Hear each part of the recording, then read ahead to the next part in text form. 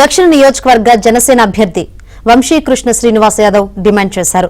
ఎన్నికల ప్రచారంలో భాగంగా ఆయన దక్షిణ నియోజకవర్గంలో ఇంటింటి ప్రచారం నిర్వహించారు.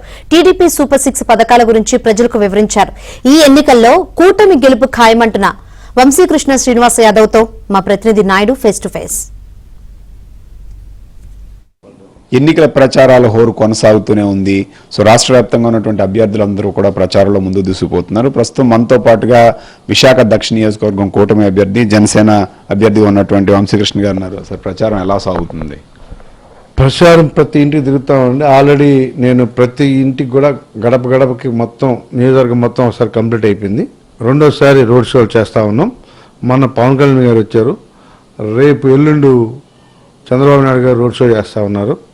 సో ఇవాళ ఆ మ్యాప్ కూడా చూసుకొని రావడం జరిగింది. అందరూ ఎక్కడికి వెళ్ళినా కూడా ఒకటే ఆన్సర్, రెండు ఆన్సరే లేదు.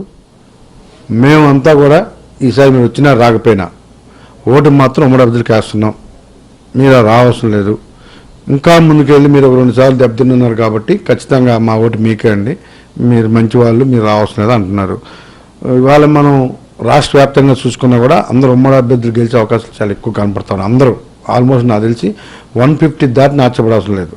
ఎందుకంటే జగన్మోహన్ రెడ్డి గారి పరిపాలన మీద ఒక సైకో పరిపాలన ఇది. ఈ పరిపాలన ఉంటే ఇప్పుడు 10 years వెళ్ళో ఈసారి 30 years వెనక్కి వెళ్తామన్న ఇదిలోకి వచ్చిస్తున్నారు. మేము ఇంటింటికి వెళ్ళినప్పుడు ఆయన మీద కోపం ఓటు రూపంలో చూపించాలని ప్రతి ఒక్కరు కూడా ఉన్నారు. ఒక్క అవకాశం ఇవ్వండి అని అడిగాడు. ఒక అవకాశం ఇస్తే 10 మంది వెనక్కి తీసుకెళ్ళాడు, అప్పులు చేశాడు తప్ప, ఇంట్లో కూర్చొని బటన్ నొక్కాడు తప్ప ఏం చేశారు? మమ్మల్ని తిరిగి ప్రశ్నలు వేస్తున్నారు. మీరు దక్షిణ నియోజకవర్గ ప్రజల్ని సో నాకు ఓటు వేయండి అని అడగడానికి సో ఏం చేస్తామని, లేకపోతే ఆ ప్రాంతంలో ఏ దీంతో అడుగుతారు వాళ్ళని? దక్షిణ నియోజకవర్గం నాకు, నేను నా వ్యాపారం మొత్తం సర్వస్వం దక్షిణ నియోజకవర్గం అండి. నాకు 24 hours అక్కడే ఉంటాను. నాకు పూర్తి అవగాహన ఉంది. ముఖ్యంగా పోర్ట్ కాలుష్యం అన్నది మేజర్గా ఇష్యూ ఉంది అక్కడ. అలాగే సుమారు 100 సంవత్సరాల నుంచి ఇళ్లలో ఉన్నటువంటి ఇల్లులకు కూడా 20 ఏళ్ళు పెట్టినారు గవర్నమెంట్ ల్యాండ్ కింద. ఆ ఇష్యూ మేజర్ ఇష్యూ ఉందనేది అది చేయాలి. అలాగే మౌలిక సదుపాయాలు మేజర్గా రోడ్లు, డ్రైనేజీలు, కమ్యూనిటీ హాల్స్ ఇవి మేజర్గా అడుగుతూ ఉన్నారు. అవన్నీ కూడా చేస్తానని చెప్పడం జరిగింది. మేజర్గా ల్యాండ్ ప్రాబ్లము, కాలుష్యం ప్రాబ్లాన్ని పరిష్కరిస్తానని హామీ ఇచ్చాను. ఇవాళ కాలుష్యానికి ప్రత్యేకంగా నేను ఆల్రెడీ పోర్ట్ అధికారులతో కూడా మాట్లాడాను. వాళ్ళు ఆ కోలు పెద్ద పెద్ద గోడౌన్స్ కడతా ఉన్నారు. అలాగే ఆ కొబ్బరి తోట నుంచి పెరిగి రోడ్ వరకు ఉన్నటువంటి కాలువని డెవలప్ చేసి చుట్టుపక్కల కూడా బాగా హైట్ పెరిగేటువంటి గ్రీనరీని పెంచి ఆ గ్రీనరీ ద్వారా మ్యాక్సిమం పొల్యూషన్ వెళ్లకుండా కంట్రోల్ చేయడానికి ఉపయోగపడుతుంది. సో మేజర్గా ఇష్యూస్ అన్ని కూడా నేను చేస్తామని చెప్పడం. పాత నగరంలో ఉన్నారు. సో పాత నగరానికి సంబంధించి లేకపోతే అక్కడ ప్రజల్ని మీరు ఏం కోరబోతున్నారు, లేకపోతే ఏం భరోసా ఇవ్వబోతున్నారు? పాత నగరాన్ని అదొక గోల్డ్ నగరం, గోల్డ్ షాపులు అంతా మహానగరం అది. ఆ గోల్డ్ నగరాన్ని, అదే ఆ బంగారు నగరాన్ని నేను గ్రీన్ సిటీగా తయారు చేస్తానని హామీ ఇచ్చాను.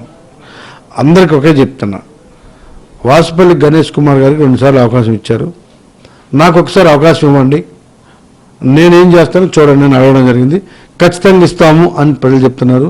నా రిక్వెస్ట్ వాళ్ళకి మళ్ళీ ఇంకొకసారి చెప్తాను, మీ ద్వారా నాకు ఒక అవకాశం ఇవ్వండి, నేను ఆ ఓల్డ్ నగరాన్ని అద్భుతంగా తీర్చిదిద్దుతాను. ముఖ్యంగా యువతకు ఎంప్లాయ్మెంట్ కానీ వాళ్ళకి భరోసాగా ఉంటానని అందరికి కూడా నేను హామీ ఇచ్చాను. సో ఇది వంశీకృష్ణ చెప్పింది. ఖచ్చితంగా పాత నగరాన్ని పచ్చదనంతో నింపడమే కాకుండా పాత నగరాన్ని ఎలా అయితే ఖ్యాతి ఉందో అదే ఖ్యాతి నిలబెట్టేందుకు కృషి చేస్తాం. ఖచ్చితంగా సంక్షేమ పథకాలు కావచ్చు, ఇవి కావచ్చు, మేము తీసుకొచ్చి ఆ ప్రాంత అభివృద్ధికి ఖచ్చితంగా నేను పనిచేస్తాను. గతంలో 2 సార్లు వేరొకరికి అవకాశం ఇచ్చారు, ఈసారి ఖచ్చితంగా నాకు అవకాశం ఇస్తారని ప్రజలు అంటున్నారని చెప్పి ఆయన చెప్తున్నటువంటి పరిస్థితి కనిపిస్తుంది. Video journalist Vijay.